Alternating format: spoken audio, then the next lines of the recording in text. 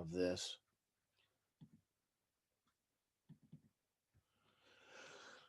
So usually if I do any kind of series on Excel, I'll usually start with this.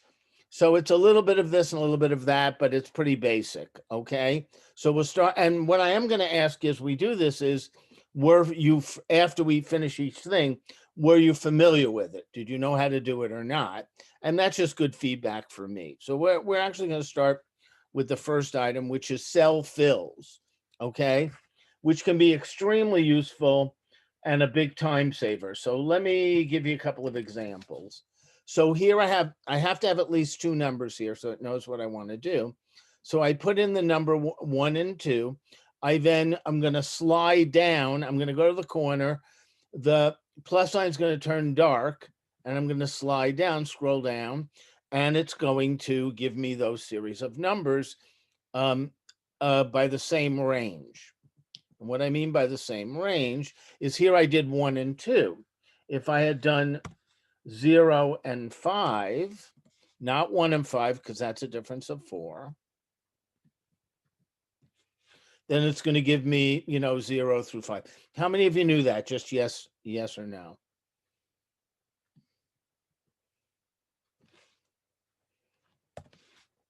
So now what else can you do, with cell fills, a little more advanced ones, okay? So here's the first one. You can do Monday. You actually only need one for this. And now I can scroll down, it'll give me days of the week. So a question I often get is, does it work across? Of course it does. So if I select this and go across, it'll give me across. Okay. Now notice I abbreviated, so it's going to abbreviate. Had I spelled out Monday, it would have spelled them out. So that's another one it could do. Okay. So for those of you who said you knew the first one, how many of you knew it could do days of the week? Yes, no. So the other one it can do is months. So again, we can abbreviate and it'll abbreviate. Or we can spell it out and it'll spell it out. Okay, how many of you are familiar with that? Okay, so here's one some people are not familiar with, even though people know most of them. And I really like this one.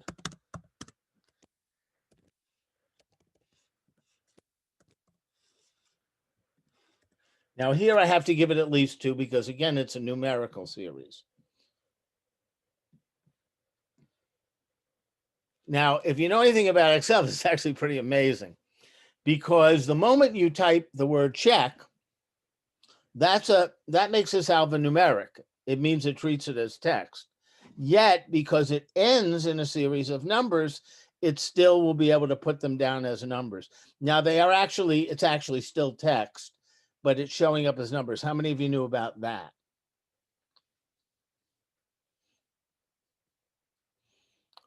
And if you're wondering if it's about because you use a pound sign, it's not.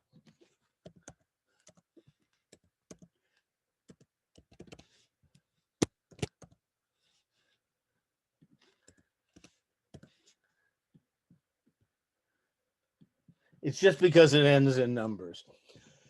So you don't need to necessarily have a pound sign, you just happen to put that in. So this could be student ID number, teacher ID number, purchase order number, anything. Kind of handy, kind of neat, okay? So before we go on, any questions about cell fills or anything you need me to do again?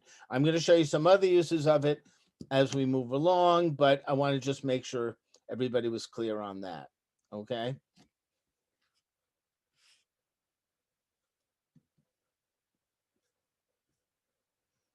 Okay, so I have in front of you a table. It's really a gibberish table, okay?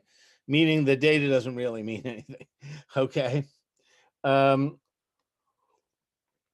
I want to talk, even before I actually go to this table, about how Excel handles text versus numbers that extend beyond the size of the columns. Generally, you're talking about column size or column width. Okay, so first let's talk about what Excel can actually do. Okay, so in Excel, you can actually do up to 256 columns and thousands of rows. I believe it's over 10,000. However, and that's fine if you have a data set that you're referring to, like you're porting data from a work order system or a finance system. But if you're doing anything where you have to report it or print it, that's problematic because you are limited by what I'll call the real estate on your page. And while there is a shrink to fit feature in in the printing, if it's too many columns, it's going to be too small to read. So the goal is always to get your columns as small as possible. Okay. And so I'm going to come back to that idea in a minute, but first just talk about how Excel handles text versus how it handles numbers. Okay.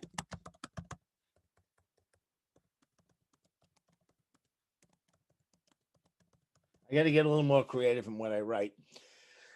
But what you'll see here is my text extended beyond the width of my box, of my cell. So it simply spread to the next cell. Now, there's good arguments for why you'd want to merge that, but it'll work unless there's something in, the next cell. It'll just extend it over. It treats numbers a little differently.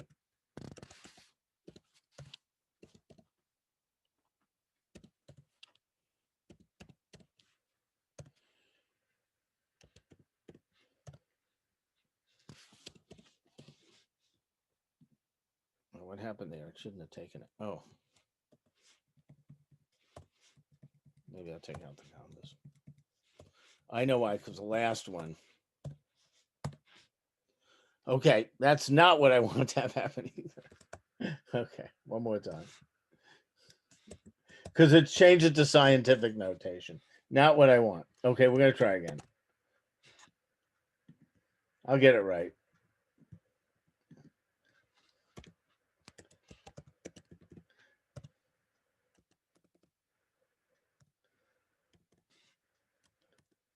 Okay, that's what I was looking for. The dreaded pound sign. Have any of you ever gotten a dreaded pound sign? Okay, so the reason why you're getting the dreaded, what I call the dreaded pound sign, actually the good thing pound sign, is that the number is larger than the cell width, the column width. And that's a good thing because you wouldn't want a number being truncated. If it got truncated, you might actually think it's a smaller number. And in fact, and I know they're constantly changing stuff. So this may, the next time you try it that may have been fixed. But this is one of the things I don't like about Google Sheets. If you use Google Sheets, which is Google's equivalent of Excel, it will truncate. And you could mistakenly think that a number is smaller than it is, depending on how the truncating lines up. So this is to tell you the number is too large. So the option is to widen the width until you get to the point where you're wide enough. Okay, so I want to show you an alternative to having to widen your columns or do trial and error on the font size, okay? And it's called shrink to fit. And in fact, sometimes when I'm working on something now where I'm doing bills, I've actually set up all of the columns, rows and columns with shrink to fit. So it just does it automatically. So it's a feature I really love. It's also a feature not available, again, in Google Sheets. But anyway, there are a couple ways you can access it. You can access it, so on a Mac, you can go to Format, and you can do the same thing on a PC. But the easiest way is to right-click and go to Format Cells. Now, when you do that, it's going to leave you over here. I had already done it before, so it took you to the second tab. But this is what you're going to see. What you want to do is go to your second tab and go to the bottom and click shrink to fit. Now what you're going to notice is it will never go any larger than the font size. So if your font here is 12, no matter how wide you make your column, it'll never get any bigger than 12. But as you get smaller, it'll make the number smaller. Now, how much you can live with is up to you. I mean, sometimes you can't, but sometimes a small little change can be really helpful. So I'll give you something, nothing personal if you have one of these, but I hate hyphenated names. I just hate hyphenated names. Okay. For the same reason. So let's look at the example here. So here I have, and again, it's truncating. I can do that because there's nothing in the next column. But here, I mean, not truncating, it's spreading. But here I have a situation where if I did not have this one hyphenated name, I could probably put my column to here, right? But because of this one hyphenated name, it forces the column to be wider. So what I do is I just take the whole column, including the title. I right click, I go to Format Cells. I click Shrink to Fit. Now what I can do is play with it a little bit. So I hope all of you can see this. If you notice, and it's subtle, it's intended to be subtle. Anderson Smith is slightly smaller than the other names because it's been shrunk. So oftentimes that can be really handy when I want to fit stuff in. So how many of you are familiar with shrink to fit? Yes, no. Okay, so here's just another example of me using it.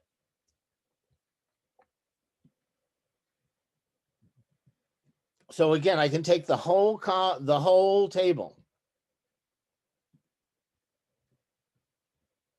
and select shrink to fit. And now you'll notice here, this one's slightly smaller, but I wanted to go here where I have the 130, my B column. And again, just show you that I can, have that one number slightly smaller and have it work. This is extremely handy, okay? So I'm going to stop. Any questions? Any of you need to see me do it again? Or are you all good? All good. Okay, sounds good. All right. So what we're going to go over now is the most common functions in Excel. Okay. And I'm also going to show you how you can use cell fills again when you're dealing with spreading across columns. We don't do a lot of, in Excel, you shouldn't have to use a lot of copy and pasting unless you're moving items to a different place on the spreadsheet. If it's in parallel columns, you really actually don't need copy and paste. So let's start with the most common function. By the way, again, little shortcut on this one too. And I've just got to, I'm always having to move around my, my Zoom tools so they don't block things. Okay, so first we'll do it the long way, then I'll show you a little shortcut. Okay, and then I'll show you some limitations to it. So the most common function in Excel is sum. So what I'm going to do is I'm going to go equal sum. And I highly recommend you don't actually type in range numbers. You're better to select because you're less likely to make a mistake. And then I simply pull it down. So what I did essentially was I did sum, open parentheses, and then I went all the way across. I actually don't even have to do the close parentheses. Excel's smart enough if I do this to close them. Okay. So once I have that, then I can spread the results across. And all I did was the same thing. I used a cell fill.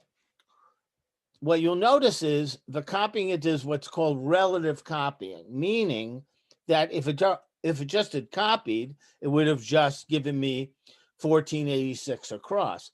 So it was smart enough to know that when I meant copy across, I meant take this and turn this to the range of C, C4 to C12.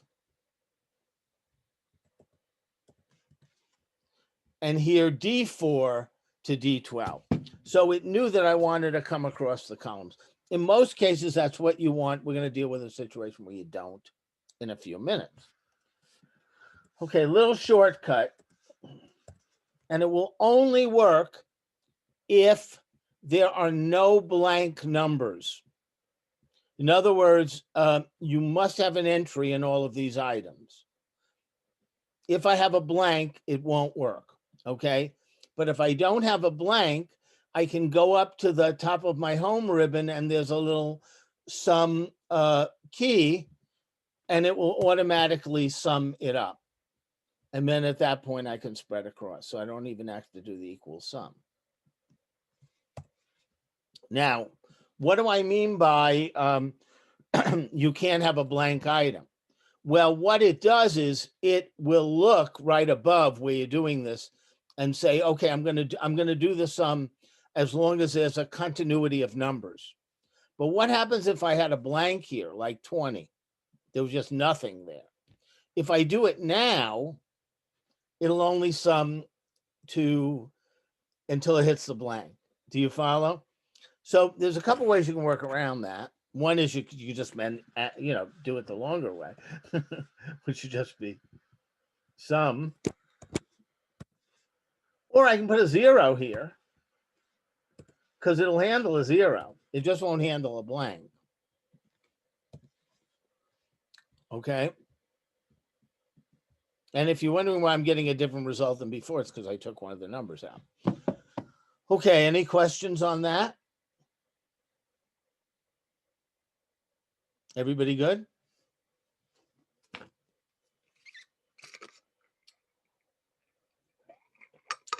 So we're going to do a few other functions.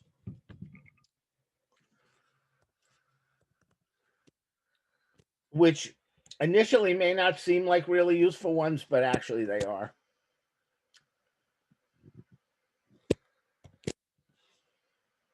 Well, because it's a 0. That's why.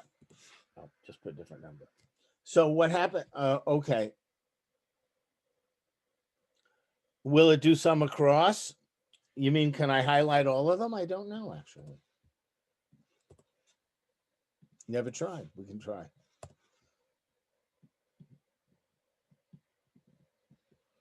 Probably. Yeah, can. See, I learned something too. So yeah, if you highlight it all across, you can hit the sum and it'll sum across. Okay. So what this one does is it'll give well, see, I wrote the wrong thing. Let me be consistent. Because I wrote max, but I did the min function. Did the next one. So that gives you the highest number in the series. Okay. And believe it or not, without getting into the details, that's really critical when I do work in project planning, where I'm going to compare which is a later date. Okay. So, and it has a couple of other really interesting uses as well. So the next one is a min.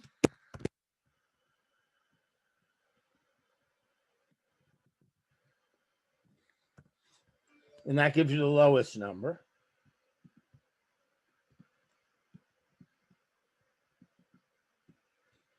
And then average. Now here you can't do AVG because that's a logarithmic function. So you have to spell out average.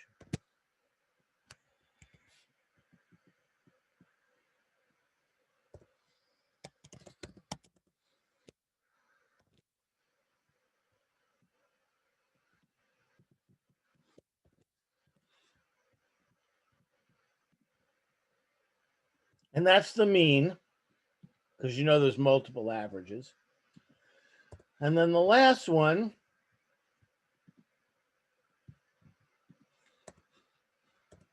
the reason why I keep moving is it's so much easier to scroll if I can see it all on my screen. Sometimes it gets a little tricky.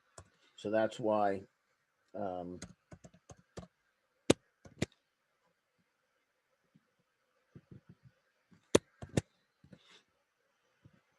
And I would expect these are going to be the same because they're all filled in. I'll just come up. That's because there's the same number in each one of the columns. But for example, here, if I take a number out, that's going to be 8. Okay. Question so far? So I want to go to and look for a minute at count.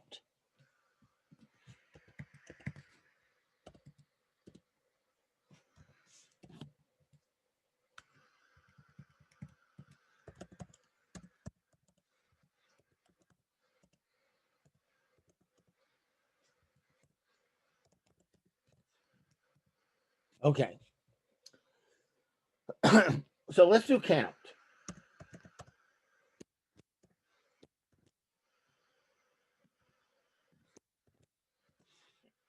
That's 4 items.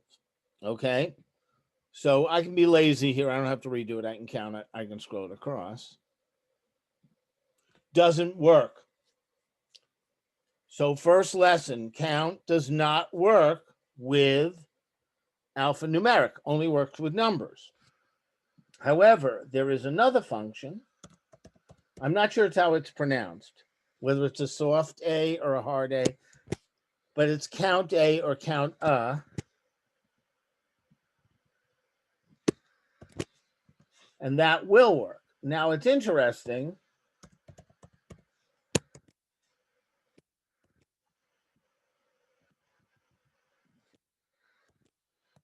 Count A will also work with numbers.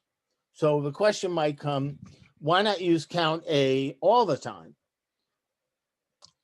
Because it's more universal. Well, there are some problems with count A.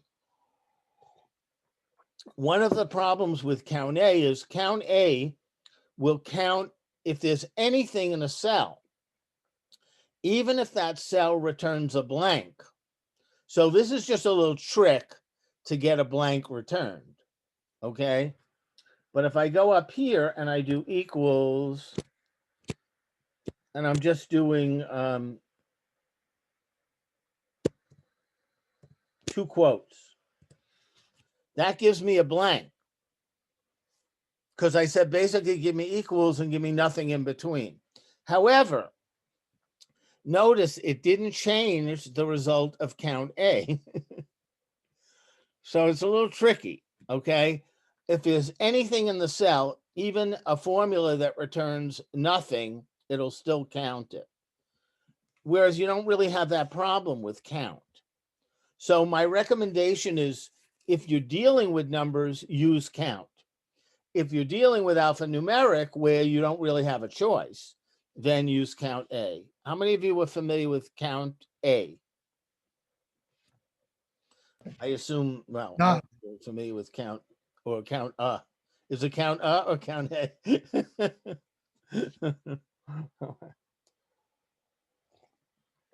All right, so it can come in handy. Now, if we took more advanced training, we can learn about conditional counts, which would be count if or count ifs.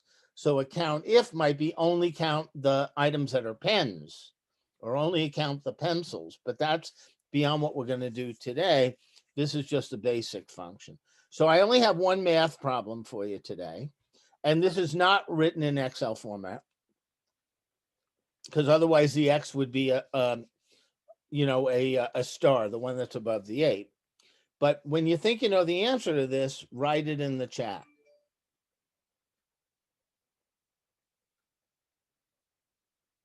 And I promise this is the only math problem I'll make you actually do.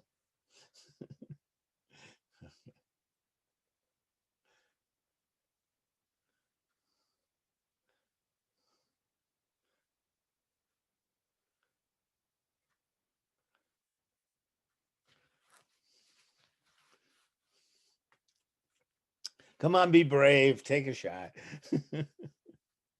Okay.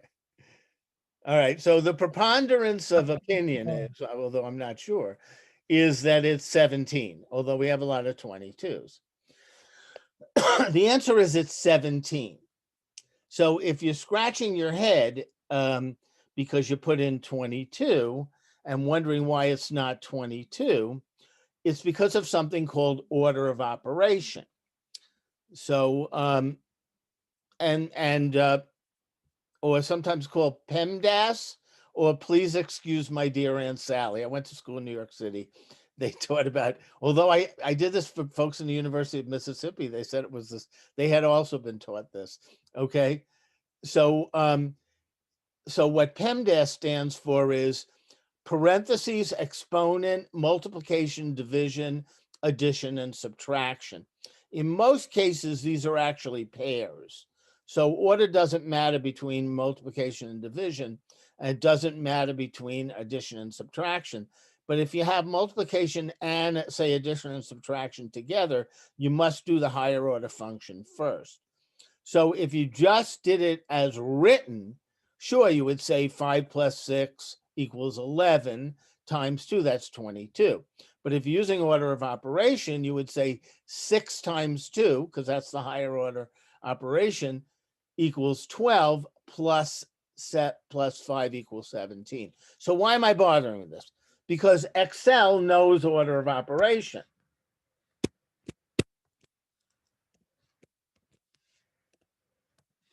And so if you don't remember it, you might get the result you're not looking for, or not what it was intended. Now, if it was your intent to have 5.5 plus 6, that's the purpose of parentheses. It tells you what to do first. And here we would get the result of 22. So any questions on that?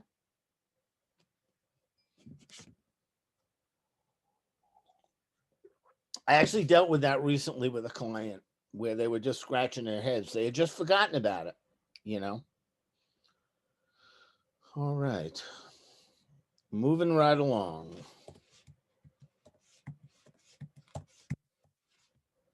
So we're only going to do the quarterlies.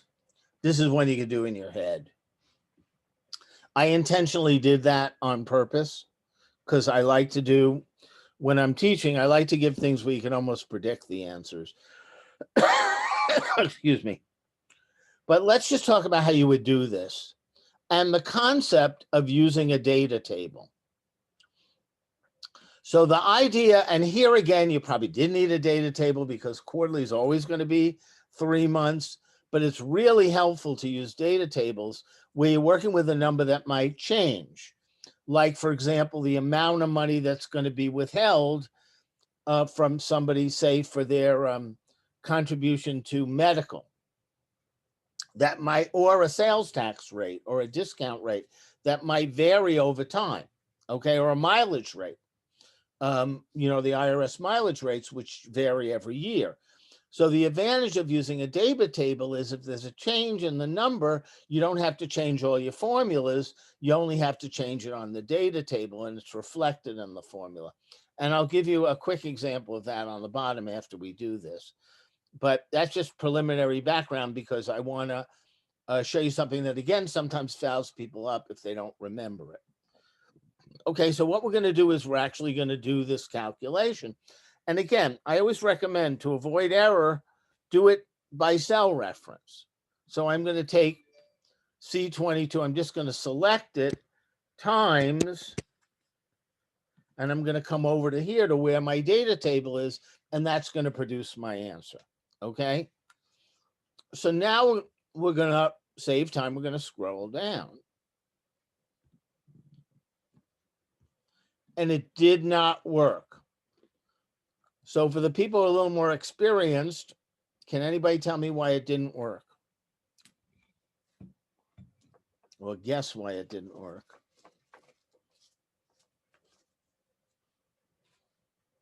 If you're brave.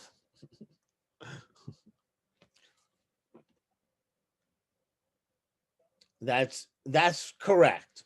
I know it's hard sometimes to describe this, you know, in the chat box, but you basically got it right. Okay, so let me explain what the problem was. It's the problem that what was an advantage before, which was relative copying, now becomes your nemesis here. Okay, because I was fine with these numbers, but when it copied down, it didn't refer to here, it referred to here, here, here, and here. And I can actually prove it to you. Whoops, gotta put a 3. So it works, but I don't want to have to do that, okay? So this was the opening to teach you a little about references. So there are 3 basic references. Hold on one second. Hello? Jeffrey. Yeah, I'm in the middle of doing a webinar. In fact, Jennifer's in on it. I'll call you when I'm done. Okay? Okay, no problem. All right, bye. All right. Sorry about that. Okay, so where I was at was relative copying. So there are 3 types of references. There is relative reference. So what does that mean? Copy across, it's going to assume you want to go across the columns. Copy down, or fill down, it assumes you want to fill the rows. Absolute reference means you lock both the column and the row. So if you go across, it's not going to change. If you go down, it's not going to change. And then there are 2 possible mixed references: locking the column, but not the rows, or locking the rows, but not the column. So how do you lock them? By placing a $ in front of that part of the cell address. As we know, letters are columns and numbers are rows. So if we put a $ in front of both of them, that's going to lock them. Now, this is hard to do on a Mac because Stephen Jobs didn't believe in function keys. So you can actually do functions, but it's really difficult. So most of the time I manually enter them. But if you're on a PC, you can actually toggle them by hitting F4, and it'll take you through all the options. If you just go into a cell that has formulas. Personally, I like entering them, but that's completely up to you. But I did want to let you know you could do that. Okay, so here, let's just talk about how this process works. So typically what you're going to do is you're just going to do the first item just like you would do it. And then you have to decide, what do you really want to lock? So here's your next quiz question, because I like to keep you thinking, even though these are, webinars and I'm doing most of the talking. Do you need, in this case, to lock the column or the row? So you can take a 50-50 guess. So what do you say, lock the column or the row? Well, you could lock them both, but we don't really want to do that. We want to do the proper way. And here it isn't, you wouldn't really want to lock both of them.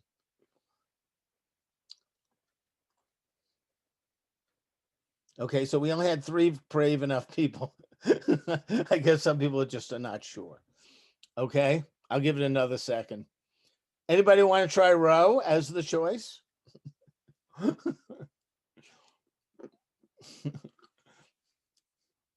Okay, well, the answer is actually you want to lock the row.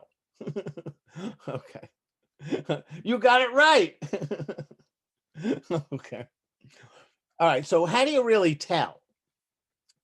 So the way you can really tell is think about what I'm doing. So, and obviously it's going to produce zeros, but I'm going to make my point. Which way am I going? I'm going down the rows.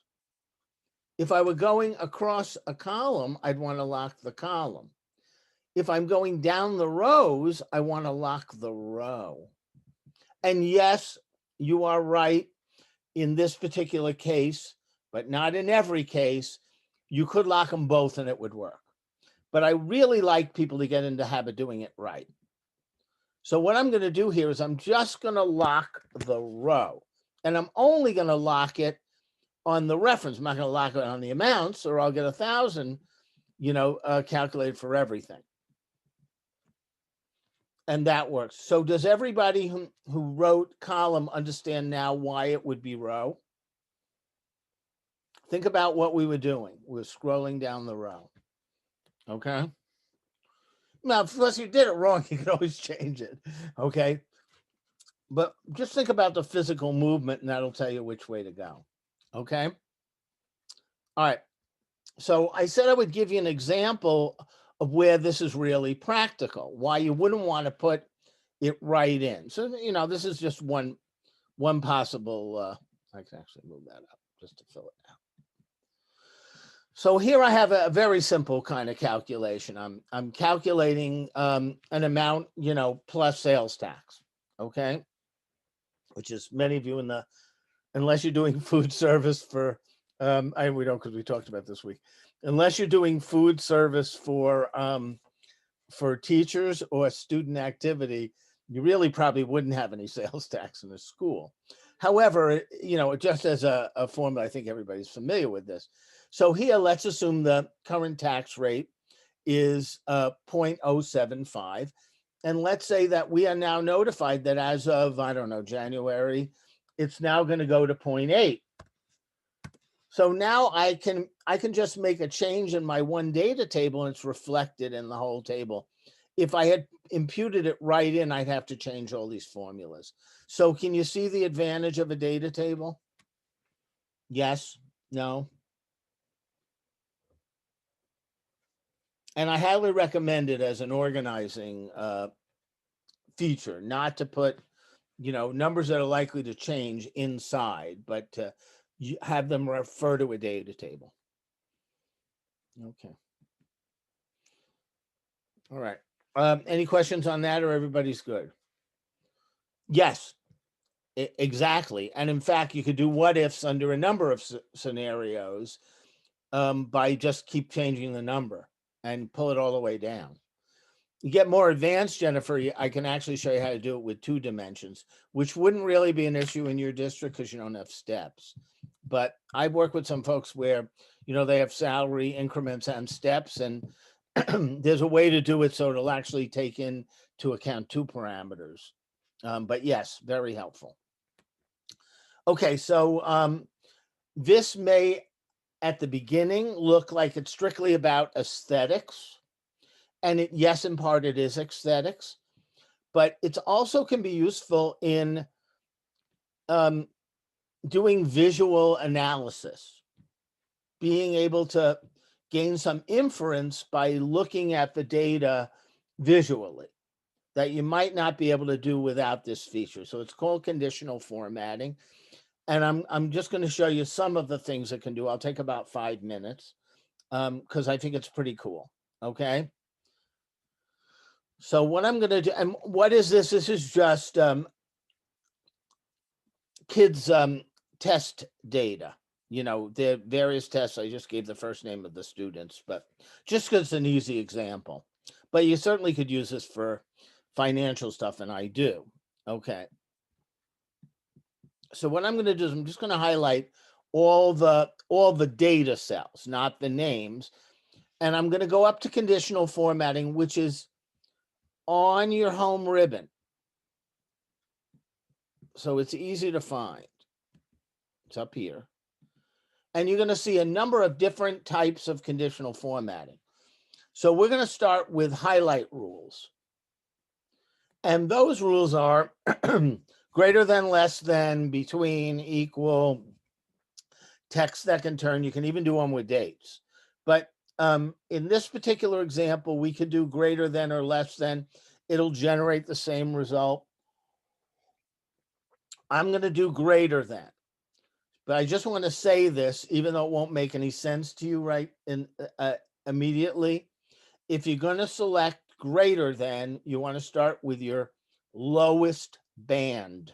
I'll repeat that. If you want to do greater than, you want to start with your lowest band. If you're doing less than, you want to start with your highest band. Now, I know that doesn't make sense yet. It will in a minute because they overwrite. Okay. So here's what I'm going to do. I'm just going to select greater than. Now I could actually put this in as a percent. I'm going to, for laziness, I'm going to use decimals here. even though they're reflected as percents on the table. So I'm going to say, okay, highlight in red everything that is above 70.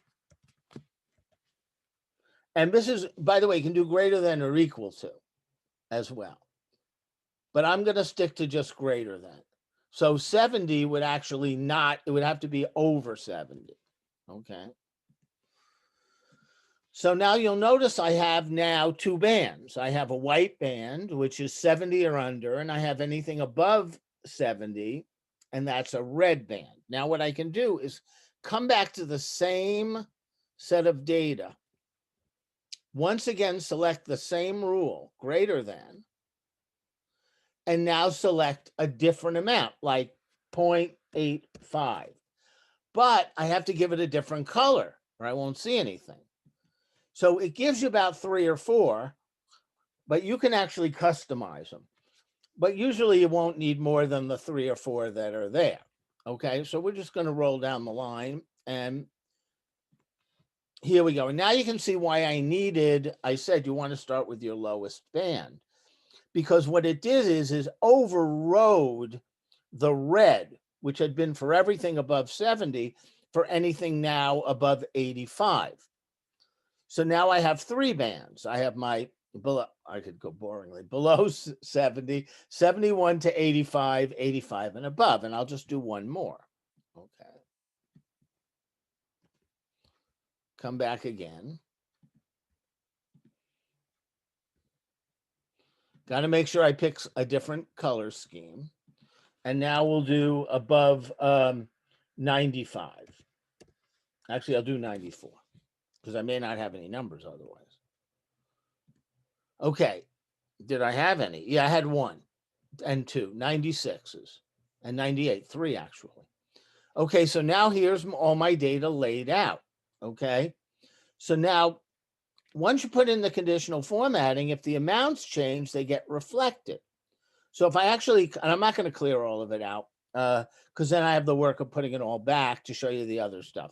But I'm just going to change a number. Let's say I change this 65 to 87%. So that'll automatically reflect the color that that's in. So I don't necessarily have to, I could have this preset and then enter the numbers and it's going to be reflected. Okay, questions? Now, I'm going to actually clear it. You can actually edit them. It's a bit of a pain, but you can. If you go in to manage rules, you can see all of your rules and you can edit them. Okay. A lot of times I'll just, clear it out and start again, but you can. Okay. So here I'm going to clear them. And then I'm going to show you a couple more. I mean, there's a lot of conditional formatting options, but I'll show you a few more. Okay. So for this first one, we're going to do the whole data set, but not necessarily what I would want to do per se, are what I call top bottom rules. So it says top 10, but that just is, that's just a default. You can say top 3, top 5.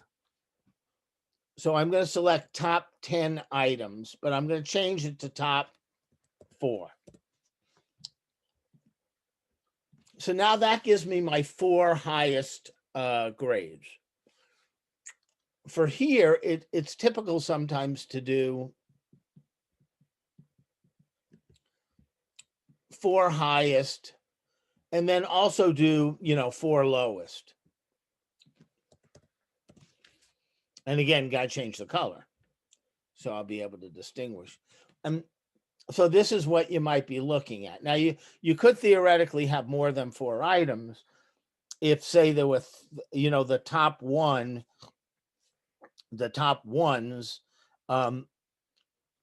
there were more than 4 of them, okay? Because it's modal. You can't decide which 98 is more. But for the most part, you're going to get 4 items. Any questions on that? Now, one could argue that's a terrible analysis. that a more likely scenario, I'm not going to do all of them, is to just pick a test and do this. And then theoretically, I do it for every test. And you cannot scroll across you, unfortunately. You have to do them for each one of the columns, okay?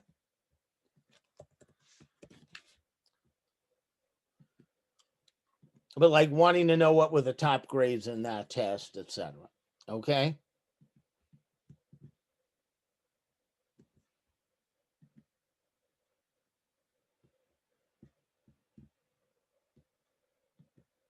Now you can also do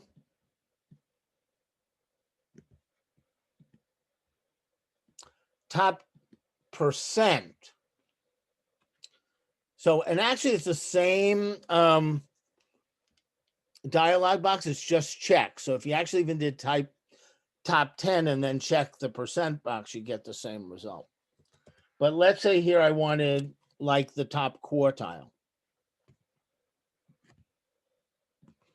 So top 25 and top 25% do not yield the same result.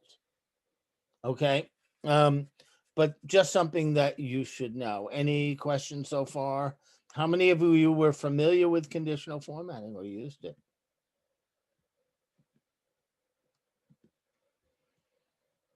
Okay. Good.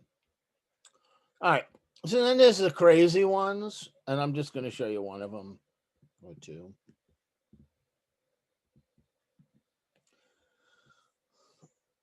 So we'll do like icon sets. I do this one. I think this is kind of cool. So it's kind of like I guess you would say like cell phone cell phone bars, but there are a few others, and I'll leave it to you to find them. Okay. So what if you're dealing with non-numerical data? So for example, you could use this in the simplest terms. You do paid and unpaid, okay? And have it whenever an item is paid, you'll have it in one color, and maybe white when it's not. Or you could even use it with negative numbers. So we say you're in the black, you're in the red. If it was a negative number, have it show up as red, and just do any number that's lower than 0. Okay. And that would work. But here is an example just with grades, and I'm not going to do all of them because it take 5 minutes and I don't want to spend the time on it. So I already preset them, but I'll show you what they look like. So what you would do is well, that's already set for there. Oh, let's pick something here. Let's see if it's in here. So I would just go to conditional formatting and select text that contains. I forget whether you need the quote. We'll know in a minute. And you don't. Okay. What it is not is case sensitive.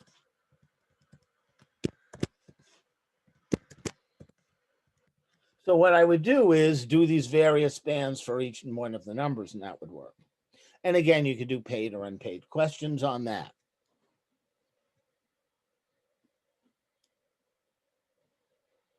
Okay, I just have 2 more things to do. I'll probably go to about 5 after the hour. If any of you need to leave, I certainly understand. Okay.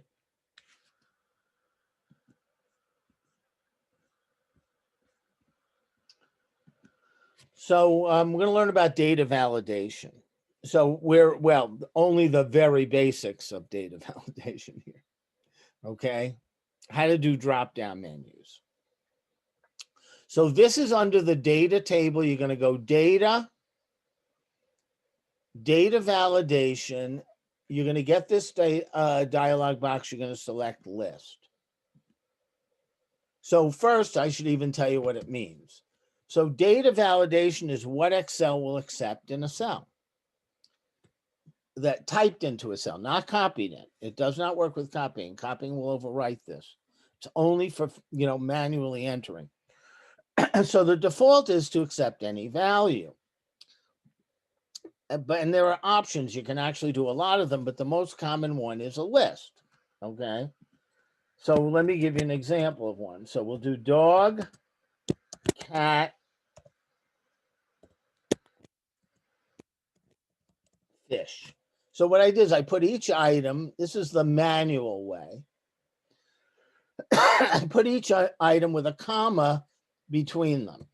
And what you're going to notice is when you do that, the cell is going to, there's going to be a little drop down, ribbon, and you can select dog or cat or fish. Now you can also enter dog or cat. However, if I try to enter something that isn't on the list, it won't let me. And it rejects it. So I'm going to show you in a minute or two how you can deal with that. But if you want people to be able to do that, okay? So that's one way to do it. Just enter the menu. And by the way, if you ever want to edit it, just go to the cell, go to data validation, and then make an edit. I could add bird. And now this bird is an option, okay? So the other way I could do that is by cell reference.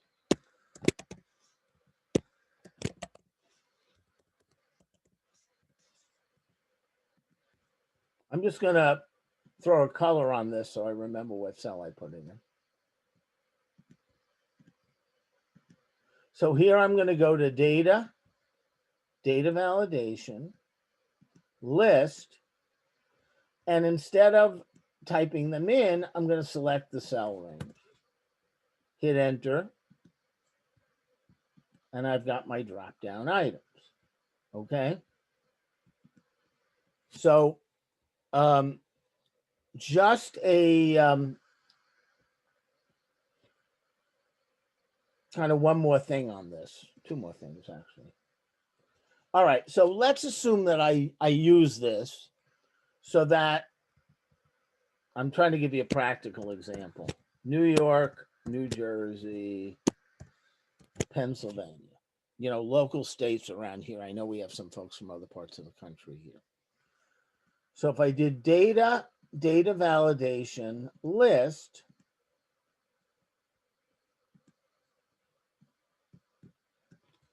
and I picked those states because those maybe are surrounding states. Well, sure enough, you're going to get somebody who lives in a different state.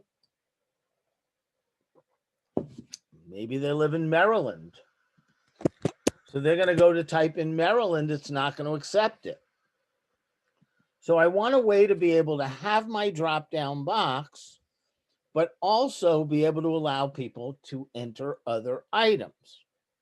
So the trick way to do that is to go to the tab that says error alert, because normally you were here, go to the tab that says error alert. So the normal default is if you try to put in another item, stop, don't let it.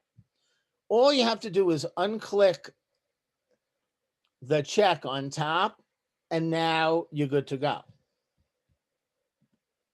So now you still get your drop-down list.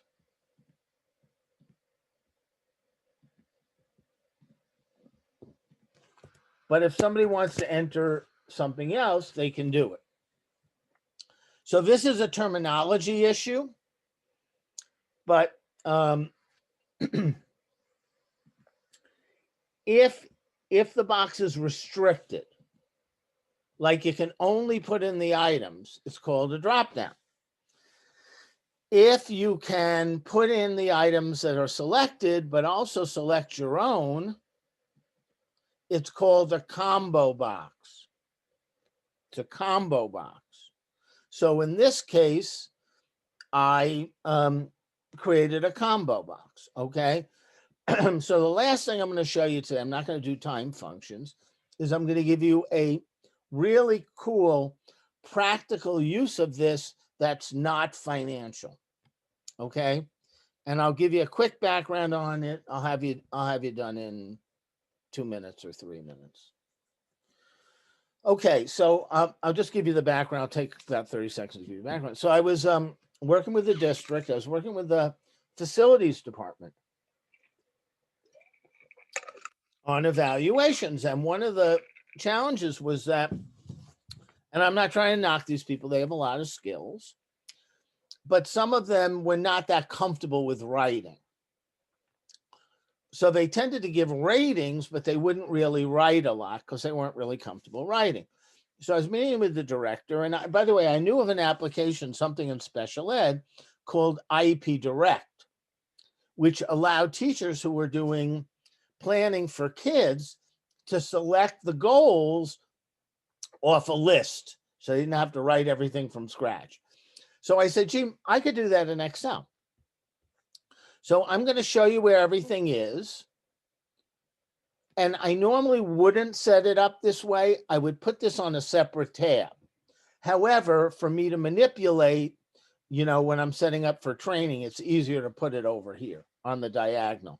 But this does not need to be in the same worksheet as where the form is.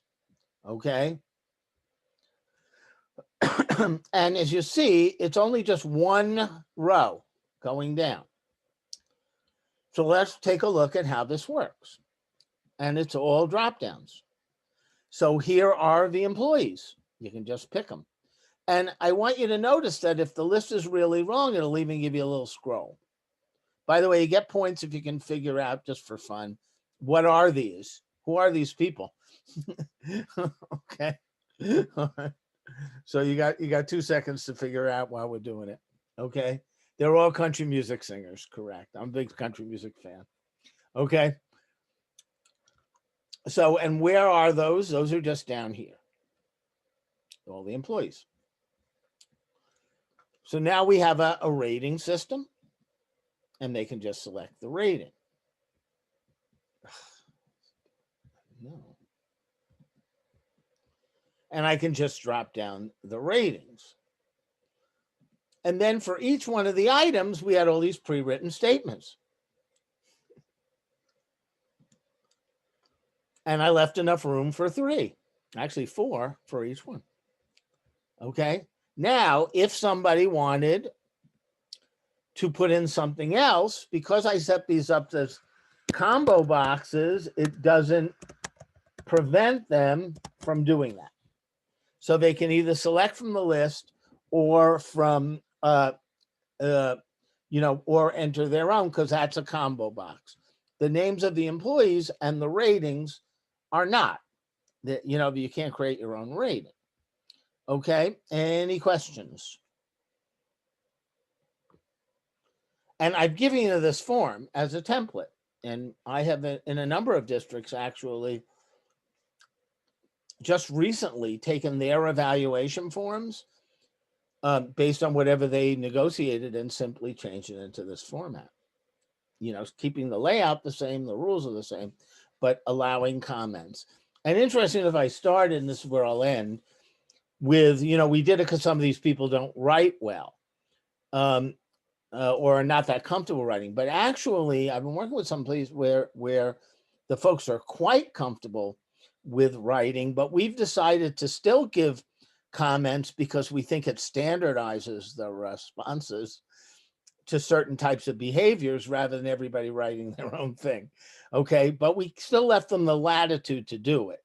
But people would often select from the list unless none of the items really matched. Okay, so I think I covered quite a bit for an hour. I hope you all learned a few things that were helpful. And I hope to see some of you in future Excel training sessions or in your districts. I'll leave everything on for a little while. You can unmute if you have any questions about anything. But for the rest of you, you're welcome to go. Have a great day, and we'll see you soon.